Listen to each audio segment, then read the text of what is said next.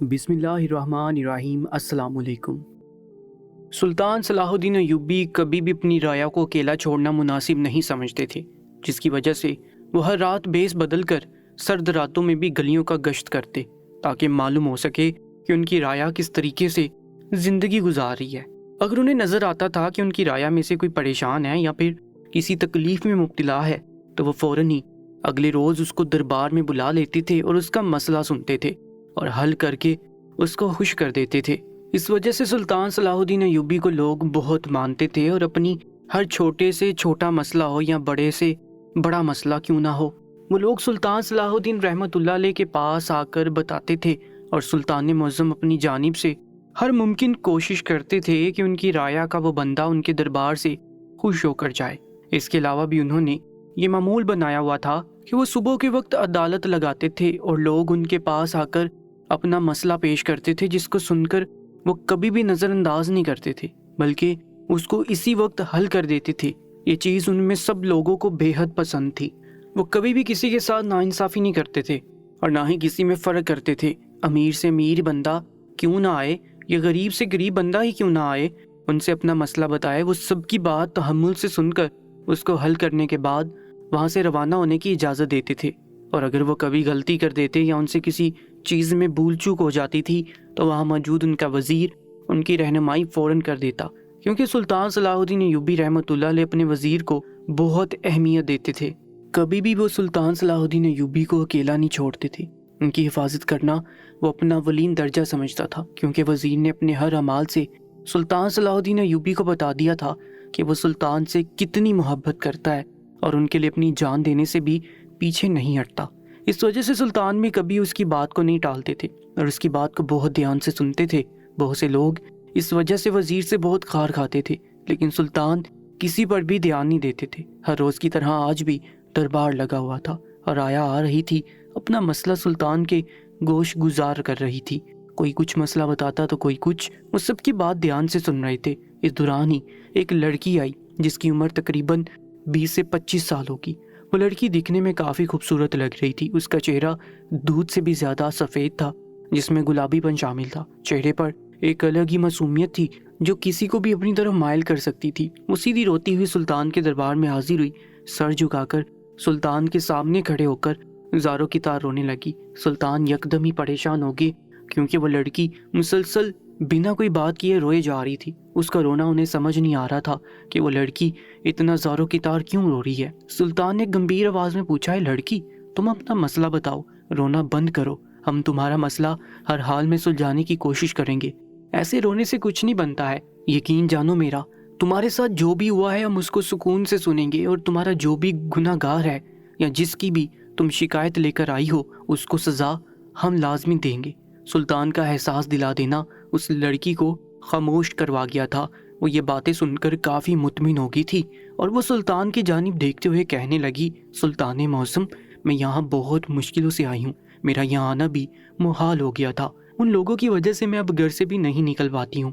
मैं बहुत दुखियारी लड़की हूँ, मेरे साथ बहुत जुल्म हो रहा है और उस जुल्म को रोकने वाला कोई नहीं है। सुल्तान ने जब उसका रोना, उसकी बातें सुनी तो वो मज़ीद उलझने लगे। उन्होंने कहा, ए लड़की, मुझे बातों में जाओ मत, मुझे तफसील से आगाह करो कि आखिर तुम्हारे साथ क्या परेशानी पेश आ गई है और किसकी वजह से तुम्हारा निकलना मुश्किल हो रहा है, जिसकी वजह से तुम्हारी ये हालत हो रही है।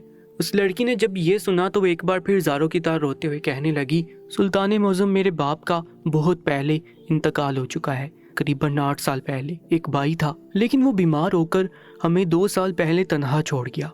मैं अपनी बेवा माँ के साथ अपने घर में रहती हूँ। बाप और भाई का जब से सर से हाथ हटा है, लोग इस चीज़ का नाजायज़ फ़ायदा उठाते हैं क्योंकि हमारे सर पर किसी मर्द का हाथ नहीं है। सुल्तान सलाहुद्दीन अय्यूबी रहमतुल्लाह अलैह बहुत गौर से उसकी बातें सुन रहे थे। वो मज़ीद कहने लगी, सुल्तान मौज़म, हर रोज़ 5 लड़के मेरे घर में घुस आते हैं, मेरे साथ बदकारी करने की कोशिश करते हैं और जब मेरी माँ उनको ऐसा करने के लिए रोकती है तो वो लोग मेरी माँ को भी गालियाँ देते हैं, मारते पीटते हैं और मुझे भी गालियाँ देते हुए बदकारी करने की कोशिश करते हैं। इस वजह से मैं बहुत ज़्यादा परेशान हूँ। सुल्तान मौज़म, हमारे घर में कोई मुहाफिज नहीं है जो हमारी हिफाजत कर सके। हमारे मुहाफिज सिर्फ और सिर्फ आप ही हैं। मेरी बूढ़ी माँ घर पर अकेली है, खुदारा مجھے ان ظالم لڑکوں سے بچائیں، میری حفاظت کریں۔ میری بوڑھی ماں بہت تھک چکی ہے، وہ مزید کوئی اور دکھ برداشت نہیں کر سکتی۔ باپ اور بھائی کا اس دنیا سے چلے جانا میری ماں کو ختم کر گیا ہے۔ وہ لڑکے ہمارے محلے کے ہی ہیں، ابھی بھی میں چھپتے ہوئے یہاں پر آئی ہوں۔ کسی کو اس بات کا علم نہیں ہے کہ میں یہاں پر موجود ہوں۔ اگر ان لوگوں کو اس بات کا علم ہو جاتا ہے تو وہ لوگ ایک بار پھر میرے ساتھ وہی سب دہرانے کی کوشش کریں گے۔ سلطان معظم، وہ لوگ میری عزت کو روندنے کی ہر ممکن کوشش کرتے ہیں۔ میں اس چیز کی وجہ سے بہت پریشان ہوں۔ سلطان نے اس لڑکی کا سارا معاملہ سنا تو ان کو اپنی رگیں پھٹتی ہوئی محسوس ہوئی۔ ان کا غصے سے برا حال تھا۔ دربار میں بیٹھے ہوئے تمام درباری سہم چکے تھے، کیونکہ تمام لوگ جانتے تھے کہ سلطان معظم اس بات کی وجہ سے کس قدر غصے میں آ جاتے ہیں۔ وہ اس چیز کو بالکل بھی اچھا نہیں سمجھتے تھے۔ وہ کسی کو بھی اس چیز کے لیے معافی نہیں دیتے تھے، بلکہ سزائے موت کا حکم سنا دیتے تھے۔ انہوں نے فوراً سے گرجتی ہوئی آواز میں کہا کہ ان 5 لڑکوں کو دربار میں حاضر کیا جائے، بلکہ نہیں، ان لوگوں کو سرے عام پھانسی دے دی جائے۔ میں اس معاملے میں ذرا برابر رعایت نہیں دوں گا۔ یہ بات سن کر وہ لڑکی اپنے آنسو پونچھنے لگی، سلطان کا شکریہ ادا کرنے لگی اور کہنے لگی، سلطان معظم، آپ جیسا بادشاہ میں نے اپنی زندگی میں نہیں دیکھا۔ آپ جیسا انصاف پسند طبیعت کا مالک کوئی اس دنیا میں پیدا ہی نہیں ہوا۔ آپ سب سے اول بادشاہ ہیں، آپ جیسا کوئی نہیں ہے۔ سلطان معظم اس لڑکی کو دیکھتے ہوئے کہنے لگے، تمہیں اب ڈرنے کی ضرورت نہیں ہے، ہم تمہاری حفاظت کے لیے اپنے 2 سپاہیوں کو ساتھ بھیج دیں گے۔ تم اب نڈر ہو کر اپنے گھر جاؤ۔ بے شک تمہارے سر پر باپ اور بھائی کا سایہ نہیں ہے، لیکن ہم اپنی رایا کی ہر بیٹی کے لیے باپ بھی ہیں اور ان کے بھائی بھی ہیں۔ تم ہماری سرپرستی میں ہو، اب ڈرنے کی کوئی ضرورت نہیں ہے۔ ہم ان 5 لڑکوں کو پھانسی دے دیں گے، جس کی وجہ سے یہ عمل کوئی دوبارہ نہیں کر پائے گا۔ سب کے لیے یہ چیز عبرت کا نشان بن جائے گی۔ کوئی بھی مرد ہماری رایا کی بہن بیٹی کے ساتھ یہ نہیں کر پائے گا۔ انہوں نے یہ بولا تو وہ لڑکی مسکراتی ہوئی وہاں سے لوٹ گئی۔ اس لڑکی کے جانے کے بعد انہوں نے کچھ اور لوگوں کا مسئلہ سنا، اور جب تمام لوگ اپنے مسائل سلطان کو بتا کر چلے گئے تو وزیر سلطان سے مخاطب ہو کر کہنے لگا، سلطان معظم، میں جان کی امان پاؤں تو کچھ عرض کرنا چاہتا ہوں۔ انہوں نے وزیر کی جانب اچنبھے سے دیکھا اور کہنے لگے، کہو وزیر، کیا بات ہے؟ وزیر کہنے لگا، سلطان معظم، آپ ہر بار تصدیق کے بنا کوئی فیصلہ اور سزا نہیں سناتے ہیں، تو آج آپ نے یہ فیصلہ کیوں سنا دیا کہ ان 5 لڑکوں کو سرعام پھانسی دی جائے گی؟ میں مانتا ہوں وہ لوگ غلط ہیں، ان لوگوں نے ایک لڑکی کے ساتھ بدکاری کی ہے جس کی سزا سوائے موت کے اور کوئی نہیں ہے، لیکن ان 5 لڑکوں کا بھی بیان ہمیں سننا چاہیے۔ آخر کو وہ لوگ اس بارے میں کیا کہتے ہیں؟ میں یہ نہیں کہتا کہ وہ لڑکی جھوٹ بول رہی ہوگی، اس کا ایک ایک لفظ سچائی کی گواہی دے رہا تھا، اس کے لہجے میں سچائی بول رہی تھی، اس کے آنسو ہم لوگوں پر یہ بات واضح کر چکے تھے کہ وہ کسی بھی بات کو جھوٹ کا رنگ نہیں دے رہی ہے۔ لیکن سلطان معظم، اب بادشاہ ہو، آپ پر یہ لازم ہے کہ آپ دونوں مخالفین کی بات کو سنیں اور اس کے بعد فیصلہ کریں۔ سلطان کو یہ بات وزیر کی سیدھی دماغ پر لگی۔ وزیر بالکل ٹھیک بول رہا تھا۔ ان کا یہ اصول تھا کہ وہ کبھی بھی یک طرفہ بات پر یقین نہیں کرتے تھے، وہ دونوں طرف کی بات کو سننے کے بعد ہی فیصلہ کرتے تھے۔ انہوں نے کہا کہ میں اس وقت جاہو جلال میں آ گیا تھا، مجھ سے اس لڑکی کا دکھ برداشت نہیں ہوا تھا۔ وہ 5 لڑکے مجھے ظالم لگے اور وہ لڑکی مظلوم لگی، اس وجہ سے میں نے فیصلہ کیا اور فوراً ہی ان کو سزا سنا دی۔ لیکن تمہاری بات درست ہے وزیر، مجھے کل ہی وہ 5 لڑکے دربار میں حاضر چاہیے اور ان کے ساتھ وہ لڑکی بھی چاہیے۔ دونوں کا آمنا سامنا کروانے کے بعد میں تمام باتیں ان لوگوں سے پوچھوں گا، جو بھی غلط ہوگا انہیں سزا ضرور دی جائے گی۔ میں یک طرفہ فیصلہ نہیں کروں گا۔ سلطان کا حکم بجا لایا گیا اور اگلے روز ہی ان 5 لڑکوں اور اس لڑکی کو دربار میں حاضر کیا گیا۔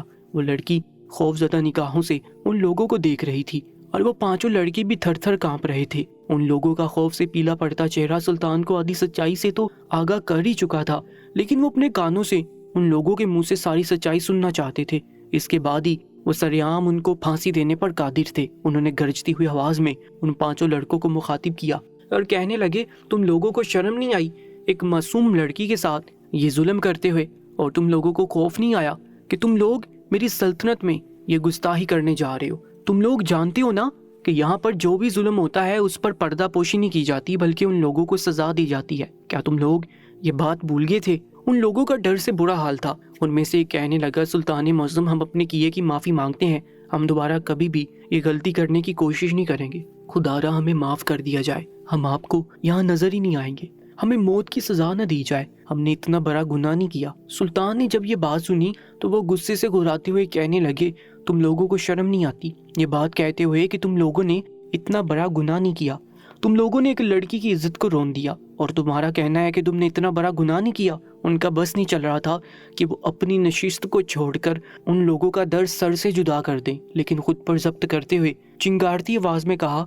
उनमें से एक लड़का कहने लगा, सुल्तान मुअज़्ज़म, हम लोगों ने उस लड़की की इज्जत को रोंदा नहीं है, हम लोगों ने कभी भी उसकी इज्जत पर हाथ नहीं डाला। हाँ, हमने कोशिश ज़रूर की है उसके पास जाकर ये हरकत करने की, लेकिन हम कभी भी उस लड़की को छू ही नहीं पाए हैं। अगर आपको यकीन नहीं तो आप शाही औरत को बुला लें और इस लड़की का कमारापन चेक कर लीजिए। हम लोग जब भी इस लड़की के पास गए हैं हमें कुछ नज़र ही नहीं आता और हम लोग रोज़ाना ही वापस लौट आते हैं। सुल्तान मुअज़्ज़म ने निगाहें घुमाकर उस लड़की की जानिब उलझी हुई नज़रों से देखा। उन लोगों का इतने दावे से कह देना कि हम बेकसूर हैं, अगर यकीन नहीं तो इस लड़की का कवारापन चेक कर लो, इस बात पर वो ठिठक गए और उन्होंने फ़ौरन ही एक शाही दाई को बुलाया और उस लड़की को महल के अंदर भेज दिया कि वाकई उसको चेक किया जाए। अगर वो लड़की अपना कवारापन खो चुकी होगी तो इसकी सज़ा उन लोगों को लाजमी मिलेगी और उन्हें फांसी पर लटका दिया जाएगा। अगर उसने अपना कमारापन नहीं खोया होगा तो फिर सारी चीज़ों की मुकम्मल तस्दीक होगी। वो लड़की नफ़ी में सर हिलाने लगी, लेकिन कोई भी उसकी तरफ मुतवज्जो नहीं था और उसको ज़बरदस्ती अंदर ले जाया गया। थोड़ी देर बाद जब शाही दाई उसका चेकअप कर चुकी तो वो दरबार में उस लड़की के हमरा आ गई। सुल्तान मुअज़्ज़म ने शाही औरत की जानिब देखते हुए बुलंद आवाज़ में पूछा, आखिर क्या मामला पेश आया है? ये लड़के सच बोल रहे हैं या फिर ये लड़की, मुझे सच बताओ, क्या ये लड़की अपना कमारापन खो चुकी है? ये बात सुनकर दाई सर नफ़ी में हिलाने लगी, कहने लगी, सुल्तान मुअज़्ज़म ये अभी तक कुंवारी है, इसके साथ कोई गलतकारी नहीं हुई है, ये लड़के सच बोल रहे हैं, उन लोगों ने इसके साथ अभी तक कुछ नहीं किया है। सुल्तान मुअज़्ज़म एकदम ही ठिठक गए और उन्होंने गड़बड़ाती निगाहों से वज़ीर की जानिब देखा। अगर वो सही वक्त पर उन्हें इस बात का एहसास नहीं दिलाता कि दोनों मुखालिफिन की बात को सुना जाए और इसके बाद फैसला किया जाए तो वो आज बेकसूर लोगों को फांसी पर सरेआम चढ़ा देते। उन्होंने फ़ौरन ही उस लड़की की जानिब देखा और घुराती हुई आवाज़ में कहने लगे, ये लड़की, हमें झूठ से सख्त नफरत है, हमने कई झूठ बोलने वालों को काल कोठरी में बंद किया हुआ है। अगर तुम हमसे झूठ बोलोगी और हमें गुमराह करोगी तो हम तुम्हारे साथ भी ये करने से गुरेज नहीं करेंगे और तुम्हें भी हम जिंदान में डाल देंगे। ये बात सुनकर वो लड़की सिसकने लगी, रोते हुए कहने लगी, सुल्तान मुअज़्ज़म, उन लोगों ने मेरे साथ ज़बरदस्ती करने की हर मुमकिन कोशिश की थी और ये लोग हर रोज़ करते हैं, लेकिन मेरी माँ ने मुझे एक आयत सिखाई है, जब भी ये लोग मेरी तरफ गलत कार्य करने के लिए हाथ बढ़ाते हैं तो मैं वो आयत का विर्द करना शुरू कर देती हूँ, जिससे सामने मौजूद दुश्मन अंधा हो जाता है, उसे सामने कोई चीज़ नज़र नहीं आती, वो इधर उधर गिरने लगता है और वहाँ से लौट जाता है। ये लोग जिस तरह मेरे पास आते हैं मैं खौफ से जर्द पड़ जाती हूँ, मेरा बाजुका दिमाग काम नहीं करता कि मैं क्या करूँ। उस वक्त मुझे वो आयत ही याद आती है जिसका मैं विर्द करने लग जाती हूँ, जिसकी वजह से ये लोग अंधे हो जाते हैं और इसके बाद ये लोग मुझे बिना छुए ही लौट जाते हैं। सुल्तान ने जब ये बात सुनी तो वह हैरान हो गए, कहने लगे, आखिर को ये कौन सी आयत है जिसको पढ़ने से सामने मौजूद दुश्मन अंधा हो जाता है और उसको कुछ नज़र नहीं आता? तो वह कहने लगी, सुल्तान मुअज़्ज़म, ये कुरान पाक की एक आयत है जिसको पढ़ने से ऐसा होता है और इसका सबूत आपके सामने ये 5 लड़के हैं। वो ये बात सुनकर हैरान हो गए और उन्होंने उन लोगों की जानिब देखा और पूछने लगे कि ये लड़की वाकई सच कह रही है? तो वो लड़के कहने लगे, हाँ सुल्तान मुअज़्ज़म, हम जब भी इस लड़की के पास गए हैं हम इसे छू ही नहीं पाए, हम जब जब इसकी तरफ कदम बढ़ाने की कोशिश करते हैं ये किसी आयत का तेज़ आवाज़ में विर्द करने लग जाती है, जिसकी वजह से हमें कुछ नज़र ही नहीं आता और हम लोग अंधाधुन वापिस आ जाते हैं। सुल्तान बहुत ताज्जुब ज़दा हो गए, उन्हें यकीन नहीं आ रहा था कि ऐसा भी हो सकता है, लेकिन सुल्तान ने उस लड़की की जानिब देखते हुए कहा, तो उस दिन तुमने मुझे सारी सच्चाई से आगाह क्यों नहीं किया था? तुमने मुझसे कहा था कि तुम्हारे साथ गलतकारी हुई है और तुम्हारे मोहल्ले के उन 5 लड़कों ने की है। तुमने मुझे ये नहीं बताया था कि ये लोग तुम्हारे साथ ये गलतकारी करने की कोशिश करते हैं और रोज़ तुम्हें तंग करते हैं। तो वो कहने लगी, सुल्तान मुअज़्ज़म, मेरा यकीन करें, मैंने आपको यही तो कहा था कि ये लोग मेरे साथ गलतकारी करने की कोशिश करते हैं और मेरी इज्जत पर हाथ डालते हैं। मेरे घर पर कोई सरपरस्त नहीं है जो हमारी हिफाजत कर सके, मेरी माँ बेवा है और ये लोग मेरी माँ को भी गालियाँ देते हैं और बूढ़े बूढ़े अलकाबात से नवाजते हैं।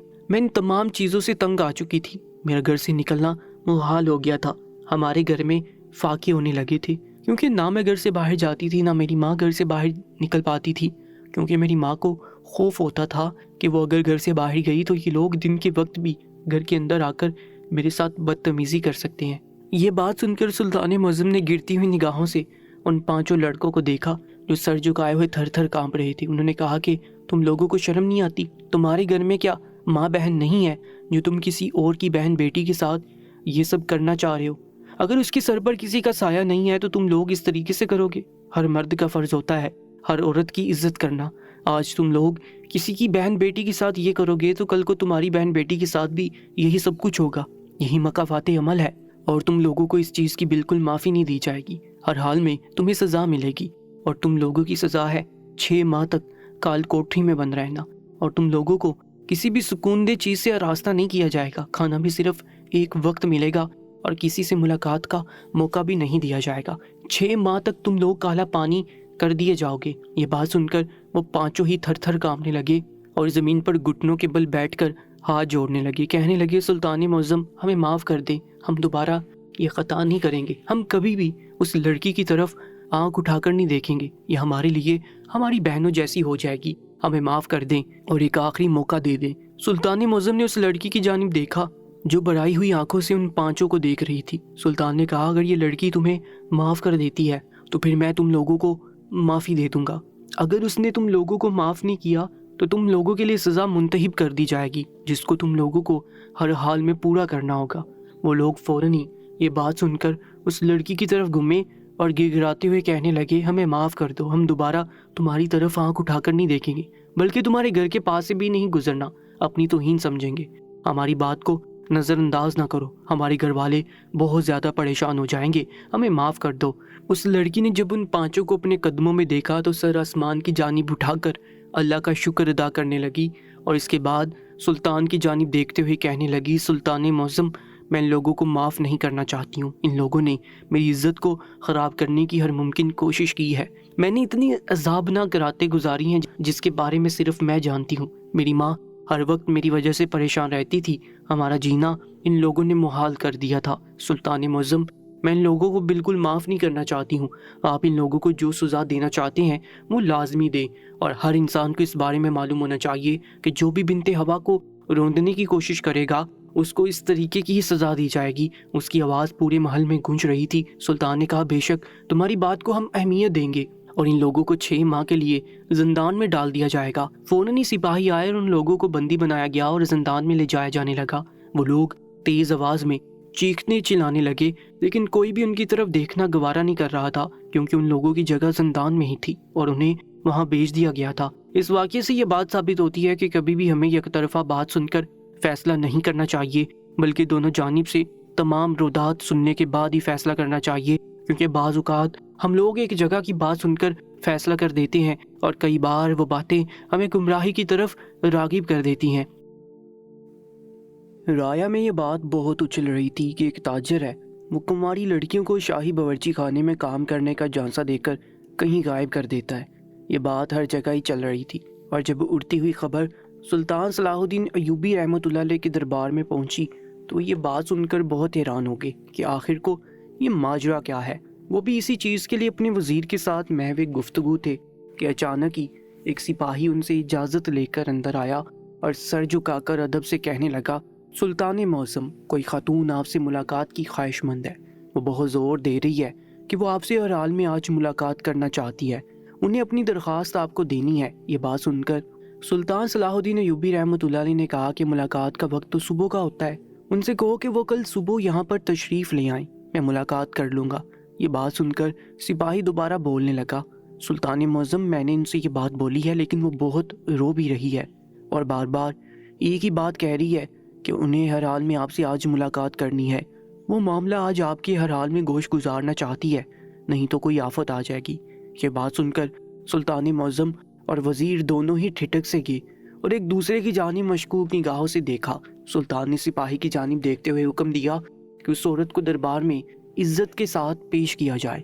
وہ عورت جب دربار میں داخل ہوئی تو سلطان اس کو بہت گہری نگاہوں سے دیکھ رہے تھے۔ اس عورت کی عمر کم از کم 30 سے 32 سال تھی، اس سے زیادہ کی وہ خاتون ان کو نہیں لگی تھی۔ وہ ادب سے ان کے سامنے آ کر کھڑی ہو گئی، اور سر جھکا کر سلام پیش کرنے لگی۔ سلطان نے سلام کا جواب سر ہلا کر دیا اور ان سے دریافت کیا کہ آخر تمہیں کیا مسئلہ پیش آیا ہے جس کی وجہ سے تم اتنی زیادہ رو رہی ہو، تمہاری حالت اتنی زیادہ خراب ہو گئی ہے۔ اس لڑکی نے گہری سانس لی اور کہنے لگی، سلطان معظم، میں بہت دکھیاری ہوں۔ میں نے تصور میں بھی نہیں سوچا تھا کہ آج میرے ساتھ یہ سب کچھ ہو جائے گا، میرا پورا گھر برباد ہو جائے گا، میں تباہ ہو جاؤں گی۔ سلطان نے اس کی بات سنی اور گمبھیر لہجے میں کہنے لگے، لڑکی، تمہارا جو بھی مسئلہ ہے صاف ستھرے الفاظ میں بتاؤ، ہمیں گھما پھرا کر باتیں سمجھ نہیں آتی ہیں۔ اس لڑکی نے روتے ہوئے اپنی رداد سنانے لگی، سلطان معظم، ہم 2 بہنیں ہیں، میرا نام رخسانہ ہے اور میری بہن کا نام فرزانہ ہے۔ ہمارے ماں باپ کا انتقال کچھ سال پہلے ہی ہوا ہے۔ ہم لوگ گھروں میں کام کر کے اپنے گھر کا چولہا جلاتے ہیں، کبھی بھی کسی کو غلط نگاہوں سے دیکھنے نہیں دیتے۔ ہم لوگ 4 دیواری میں زیادہ رہنا پسند کرتے ہیں، لیکن ایک روز ایک تاجر ہمارے دروازے پر آیا اور پانی مانگنے لگا۔ میری چھوٹی بہن فرزانہ نے اس تاجر کو پانی دیا تو وہ مسکراتے ہوئے کہنے لگا کہ گھر میں اور کون کون ہے۔ میری بہن نے زیادہ بات کرنا مناسب نہیں سمجھا اور اس تاجر کو جھاڑتے ہوئے کہنے لگی کہ تم یہاں سے پانی پیو اور جاؤ، گھر کا حوال جاننا تمہارے لیے ضروری نہیں ہے۔ وہ مزید کہنے لگا، مجھے آس پاس کے لوگوں سے معلوم ہوا ہے کہ تم لوگ 2 ہی بہنیں اس گھر میں رہتی ہو اور لوگوں کے گھر میں نوکری کرتی ہو۔ گھر کی صاف صفائی کی میری بہن نے یہ بات سن کر اس کی جانب تعجب زدہ نگاہوں سے دیکھا اور پوچھنے لگی، آخر کو آپ یہ بات کیسے جانتے ہیں؟ تو وہ کہنے لگا، میں نے ابھی تو بتایا ہے، آس پڑوس کے لوگوں نے مجھے اس بارے میں اطلاع دی ہے۔ دراصل مجھے شاہی باورچی خانے کے لیے ایک خادمہ کی ضرورت ہے۔ سلطان صلاح الدین ایوبی رحمۃ اللہ علیہ نے اس کام کی ذمہ داری میرے سر ڈالی ہے کہ مجھے 3 سے 4 خادمائیں چاہیے جو باورچی خانے کو اچھے سے سنبھال سکے۔ میری بہن طبیعت کے لحاظ سے تھوڑی لالچی بھی تھی۔ اس کو جب یہ معلوم ہوا کہ شاہی باورچی خانے میں اس کی نوکری لگ جائے گی تو وہ فوراً ہی رضامند ہو گئی اور اس کے ساتھ جانے کو تیار ہو گئی۔ مجھے جب وہ اندر بتانے کے لیے آئی تو وہ یکدم ہی ٹھٹک گئی تھی کہ ایسا کون ہے جس کو شاہی خادماؤں کی ضرورت پڑی ہے۔ مجھے یہ سب کچھ ٹھیک نہیں لگ رہا تھا۔ اگر شاہی خادمہ کی ضرورت ہوتی ہے تو پورے شہر میں اس بات کا اعلان کیا جاتا ہے اور پھر خادماؤں کو منتخب کیا جاتا ہے۔ ایسے کون ہمارے دروازے پر آ کر ہمیں شاہی باورچی خانے میں خادمہ کی نوکری دے؟ میں نے یہ بات اپنی بہن کو سمجھائی تھی، لیکن اس نے میری بات کو سننا ضروری نہیں سمجھا اور مجھے کہنے لگی کہ تم میری کامیابی سے جل رہی ہو، اس وجہ سے مجھے روک رہی ہو۔ لیکن میں نے اسے، سلطان معظم، اس دن زور زبردستی روک لیا تھا اور میں نے اسے جانے نہیں دیا تھا، لیکن اگلے روز ہی پھر وہ تاجر ہمارے دروازے پر آ گیا اور میری بہن کو پھسلا کر اپنے ساتھ لے گیا۔ اس دن بھی سلطان معظم، میں نے فرزانہ کو روکنے کی ہر ممکن کوشش کی تھی، لیکن اس نے میری بات سننا ضروری ہی نہیں سمجھا۔ رات دیر تک میں اس کا انتظار کرتی رہی، لیکن میری بہن واپس ہی نہیں آئی۔ اس وجہ سے مجھے بے چینی ہو رہی تھی۔ میں نے دربار میں آ کر اپنی بہن کے بارے میں دریافت کرنا چاہا تو سب نے یہی بول دیا کہ یہاں پر فرزانہ نامی کوئی لڑکی کام نہیں کرتی ہے۔ یہ بات سن کر سلطان معظم میرے السان خطا ہو گئے۔ میں نے فوراً ہی ان کو سارا حوالہ دیا کہ آپ کا ایک ملازم ہمارے پاس آیا تھا اور میری بہن کو ملازمہ کی نوکری دینے کی خاطر محل لے کر آیا تھا، لیکن یہاں پر وہ موجود نہیں۔ سلطان معظم، میں نے جب اس آدمی کو دیکھا تھا مجھے دیکھتے ہی شک ہوا تھا کہ وہ آدمی کوئی بہروپیہ ہے اور میری بہن کے ساتھ کچھ اور ہی کرنے کا سوچ رہا ہے۔ خدا نہ میرے پاس اس کے علاوہ کوئی اور رشتہ باقی نہیں ہے۔ ہم جیسی بھی ہیں دونوں ایک دوسرے کے لیے کافی ہیں۔ میں آپ کے آگے ہاتھ جوڑتی ہوں، میری بہن کو مجھے لوٹا دے اور اس بہروپیہ کو پکڑ لے جو بہت سی کنواری لڑکیوں کو شاہی باورچی خانے میں کام کرنے کا جھانسا دے کر نہ جانے کہاں غائب کرتا پھر رہا ہے۔ سلطان کو اپنی رگیں پھولتی ہوئی محسوس ہو رہی تھی۔ ایک اور کیس ان کے سامنے آ چکا تھا، انہیں اب سمجھ ہی نہیں آ رہا تھا کہ اب کیا کرنا ہے۔ سلطان نے اس لڑکی کو یقین دلایا کہ اس کی بہن جلد اس کے پاس موجود ہوگی، تم پریشان نہ ہو اور اپنے گھر کو لوٹ جاؤ۔ لڑکی کے جانے کے بعد سلطان نے وزیر کو حکم دیا کہ فوراً ہی اس تاجر کو پکڑ کر یہاں لایا جائے۔ میں اس سے سوال جواب کروں گا کہ آخر وہ یہ تماشا کیوں کرتا پھر رہا ہے، کہاں غائب کر رہا ہے میری رایا کی لڑکیوں کو، آخر کو کون ہے وہ بہروپیہ جو یہ سب تماشا کر رہا ہے۔ یہ بات سن کر وزیر نے ادب سے سر جھکایا اور اس تاجر کو ڈھونڈنے کے لیے نکل گیا۔ وزیر کے جانے کے بعد سلطان گہری سوچ میں مبتلا ہو چکے تھے۔ انہیں سمجھ ہی نہیں آ رہا تھا کہ آخر کو کون ہے یہ تاجر جو ان کی رایا کی لڑکیوں کو ان کے ہی شاہی باورچی خانے کا جھانسا دے کر غائب کر رہا ہے، اور یہ بات ان کے لیے بہت حیران کن تھی۔ آخر کو وہ تاجر لڑکیوں کو کہاں غائب کرتا ہے کہ وہ ملتی ہی نہیں۔ ان کی آنکھوں کے سامنے ایسے بہت سے مسئلے آ گئے تھے جس کی وجہ سے انہوں نے فوراً ہی یہ کام وزیر کے سپرد کیا تھا کہ اس باورچی کو ڈھونڈا جائے۔ اگلے روز صبح کے وقت جب عدالت لگی تو بہت سے دربار کے لوگ سلطان کے پاس اپنا مسئلہ لے کر آئے اور سلطان ان کو سلجھانے لگے۔ اور ان مسائل کے اندر 2 سے 3 لوگ ایسے بھی آئے تھے جن کی گھر کی بچیاں ایسے ہی ایک تاجر نے غائب کی تھی۔ سلطان نے جب تمام مسائل حل کر دیے تو وزیر کی جانب دیکھتے ہوئے پوچھا کہ وہ تاجر کہاں ہے جس کو لانے کے لیے میں نے تمہیں حکم دیا تھا۔ یہ بات سن کر وزیر بولا، سلطان معظم وہ تاجر آ چکا ہے، بس آپ کی اجازت کی دیر ہے، اس کو آپ کے دربار میں پیش کر دیا جائے گا۔ یہ بات سن کر سلطان نے حکم دیا کہ فوراً ہی اس تاجر کو شاہی دربار میں پیش کیا جائے تاکہ میں اس سے اس بارے میں دریافت کر پاؤں کہ آخر وہ یہ تماشا کیوں کر رہا تھا اور یہ لڑکیاں کہاں غائب کرتا پھر رہا ہے۔ فوراً ہی وہ تاجر سر جھکا کر سلطان کی حاضری میں حاضر ہو گیا۔ سلطان نے گرجتی ہوئی آواز میں اس تاجر سے دریافت کیا، اے تاجر، میں یہ کیا سن رہا ہوں کہ تم کماری لڑکیوں کو باورچی خانے میں کام کرنے کے جان سے دے رہے ہو اور اس کے بعد ان کو اپنے ساتھ لے جانے کے بعد غائب کر دیتے ہو، اور شاہی باورچی خانے میں کوئی لڑکی نہیں آتی جس کو تم اپنے ساتھ لے کر آتے ہو۔ یہ بات سن کر وہ فوراً ہی پورے اعتماد لہجے میں کہنے لگا، سلطان معظم، آپ کو کوئی غلط فہمی ہوئی ہے، میں ہرگز یہ کام نہیں کرتا، میں تو بس اپنے کام سے کام رکھنے والا آدمی ہوں، میں ایک تاجر ہوں اور اپنا وہی تجارت کا کام کرتا ہوں، آپ کے شاہی باورچی خانے کے بارے میں مجھے کہاں علم ہوگا؟ وزیر صاحب میرے پاس آئے تھے اور مجھے اپنے ساتھ آنے کے لیے بولا تھا، تو اس وجہ سے میں آپ کی حاضری میں حاضر ہو گیا، نہیں تو مجھے بہت سے کام ہے، میں یہاں پر آیا ہوں اور پیچھے میرے بہت سے کام رک گئے ہیں، میرے پاس تو اتنا وقت نہیں ہوتا کہ میں گھروں میں جا کر لڑکیوں کو وہاں سے نکالوں اور آگے غائب کر دوں۔ یہ بات سن کر انہوں نے تعجب زدہ نگاہوں سے وزیر کی جانب دیکھا، پوچھنے لگے، وزیر کہیں آپ کسی غلط آدمی کو تو نہیں لے کر آئے ہیں؟ تو وہ کہنے لگا، نہیں سلطان معظم، یہ وہی تاجر ہے جس کے بارے میں لوگ شکایت کر رہے ہیں کہ ان کے گھر کی بچیوں کو شاہی باورچی خانے کا جھانسا دے کر غائب کر دیتا ہے، رات گئے تک وہ لوگ ان کا انتظار کرتے ہیں، اس کے باوجود بھی وہ لوگ گھر نہیں آتے، اور جب یہاں آ کر معلوم کیا جاتا ہے تو یہاں پر وہ لوگ کبھی آئے ہی نہیں ہوتے۔ سلطان نے ایک بار پھر گرجتی ہوئی آواز میں اس تاجر سے دریافت کیا، جھوٹ سے مجھے سخت نفرت ہے، اگر تم اپنی زندگی چاہتے ہو تو سچ بتاؤ کہ آخر وہ لڑکیاں کہاں پر موجود ہیں، اگر تم سچ بول دو گے تو تمہاری سزا میں تھوڑی کمی آ جائے گی، لیکن اگر تم مجھے ایسے ہی باتوں میں الجھا کر گھماتے رہو گے تو یقین مانو میں تمہیں سزائے موت دینے سے پیچھے نہیں ہٹوں گا۔ سارے گھر کی بیٹیوں کی عزت سانجی ہوتی ہے، آج تم کسی کی بیٹی کی عزت کو خراب کرنے کی کوشش کرو گے، کل کو تمہارے گھر میں بھی خواتین ہیں۔ یہ بات سن کر وہ تاجر ہتھے سے اکھڑ گیا اور کہنے لگا، سلطان معظم، آپ کی باتوں کا مطلب میں بالکل نہیں سمجھ رہا ہوں، آپ مجھ پر بے وجہ اس طریقے سے الزام تراشی نہیں کر سکتے، میں نے کسی کی بیٹی کو جھانسا دے کر کہیں غائب نہیں کیا ہے، میں بہن بیٹی والا ہوں، مجھے اس بات کا علم ہے کہ لڑکیوں کی عزت کتنی نازک ہوتی ہے، اور میں جانتا ہوں اگر آج میں کسی کی بہن اور بیٹی کی عزت کو خراب کروں گا، کل مکافات عمل کے طور پر میرے ساتھ بھی یہی ہوگا، اس وجہ سے میں نے آج تک کسی کی بھی بچی کو میلی نگاہوں سے نہیں دیکھا۔ اس کا پورے اعتماد لہجہ اور یقین بڑی آنکھیں سلطان کو احساس دلا رہی تھی کہ شاید وزیر کسی غلط تاجر کو اپنے ساتھ لے آیا ہے، اس وجہ سے انہوں نے بنا دوسری بات کیے اس تاجر کو وہاں سے جانے کے لیے بول دیا۔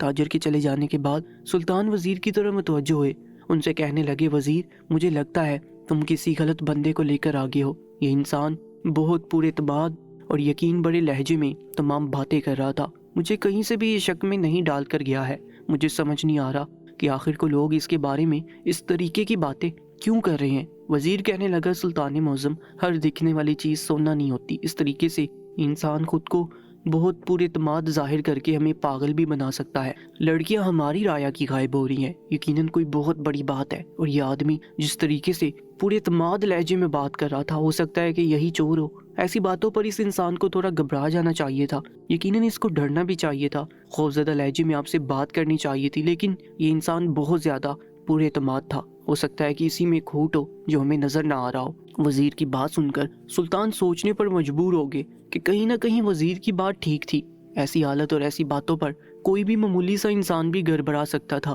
اور اس کے لہجے میں خوف کا عنصر نمایاں ہو سکتا ہے، لیکن یہ تاجر بہت پورے اعتماد تھا، اس کے لہجے میں ذرا بھی خوف کا عنصر دکھائی نہیں دے رہا تھا، اور یہی بات وزیر اور سلطان کو شک میں مبتلا کر رہی تھی۔ سلطان نے وزیر کی جانب دیکھتے ہوئے کہا، آج سے تم اس انسان پر نظر رکھو گے، یہ کہاں جاتا ہے، کہاں نہیں جاتا، کس سے ملتا ہے، کس سے نہیں ملتا، اور کس کے لیے یہ کام کرتا ہے، اس پر تم نظر رکھو گے، مجھے ذرا بھی کوتاہی نہیں چاہیے، کیونکہ یہ لڑکیوں کا معاملہ ہے، میں کسی بھی طور پر اس کو ہلکے میں نہیں لینا چاہتا ہوں۔ یہ بات سن کر وزیر نے ادب سے سر اس بات میں ہلایا اور وہاں سے چلا گیا۔ दिन मामूल की रफ्तार से गुजरने लगे और वो औरत एक बार फिर सुल्तान के दरबार में हाजिर होकर अपनी फरियाद करने लगी कि फरजाना को आप जल्द से जल्द ढूंढ लें। मुझे मेरी बहन बहुत याद आ रही है, न जाने वो किस साल में होगी। आपने तो अभी तक कुछ नहीं किया है। आपने तो वादा किया था कि फरजाना जल्द मेरे पास होगी, लेकिन ऐसा तो कोई आंसर मुझे दिखाई नहीं दे रहा कि फरजाना मेरे पास आ जाएगी। सुल्तान ने उसको यकीन दिलाया कि तुम परेशान ना हो, इंशाल्लाह फरजाना जल्द से जल्द तुम्हारे पास सही सलामत मौजूद होगी। हम पर यकीन रखो, हम इस पर तहकीकात कर रहे हैं। आज फिर वो लड़की उदास होकर वहाँ से चली गई थी, लेकिन ये उदासी सुल्तान को बिल्कुल भी अच्छी नहीं लग रही थी। उनके लिए उनकी राया बहुत अहम थी।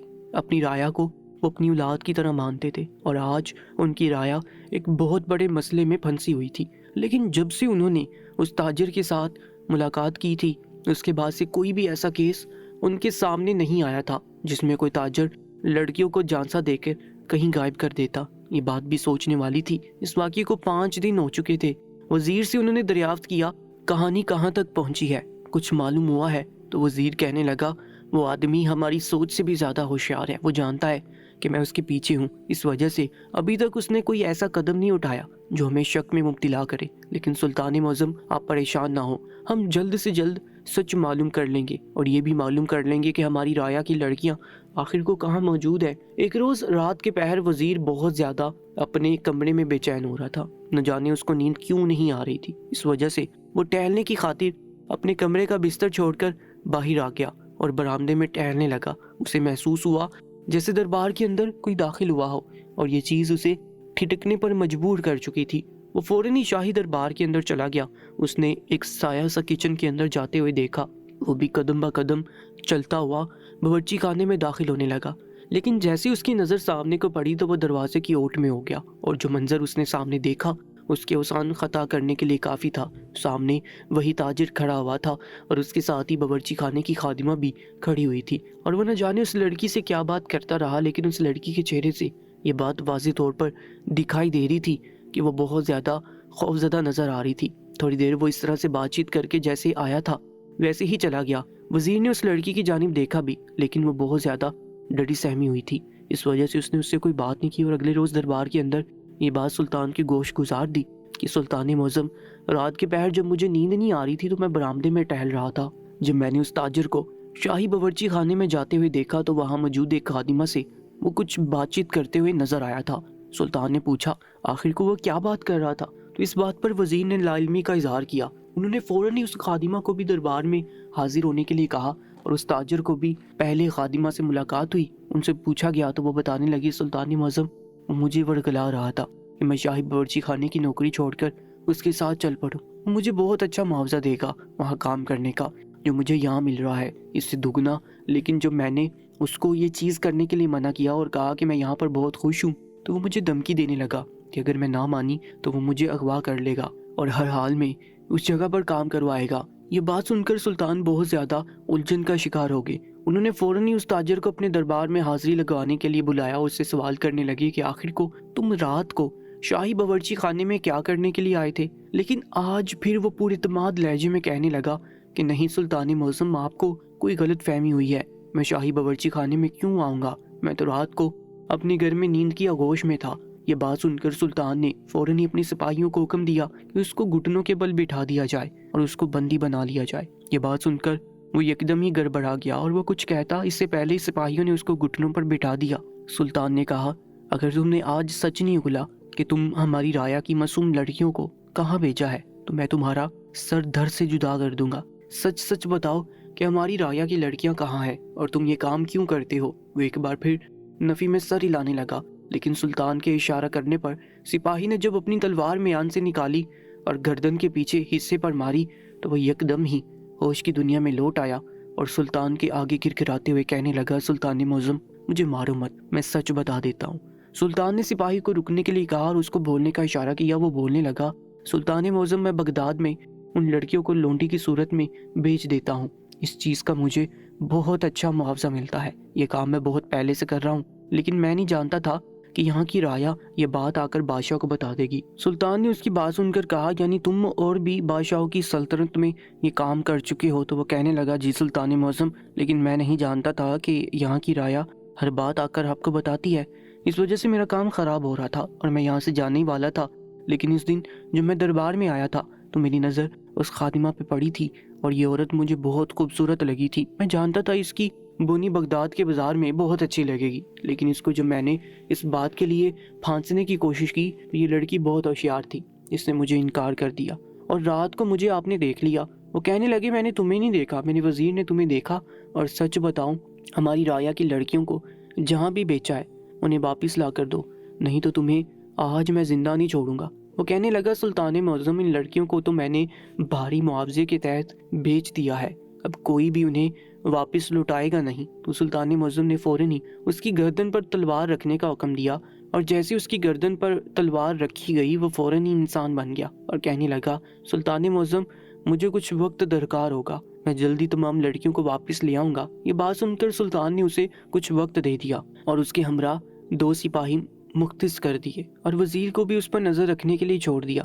और सुल्तान के हुक्म के मुताबिक कुछ ही दिनों में बगदाद से वो तमाम लड़कियां वापस आ गईं जो शाही बावर्ची खाने के झांसे में गायब कर दी गई थी। इस वाक़ये से ये बात साबित होती है कि इंसान को इतना भी पूरे इत्मीनान नहीं होना चाहिए कि वो आपका बना बनाया काम बिगाड़ दे और लोगों को शक में मुब्तला कर दे कि आप में खोट मौजूद है। इंसान को हमेशा नॉर्मल रहना चाहिए, न ज़्यादा घबराना चाहिए, न ज़्यादा पूरे इत्मीनान होने का नाटक करना चाहिए। मज़ीद वीडियोज़ के लिए हमारे YouTube चैनल को सब्सक्राइब कर लीजिएगा।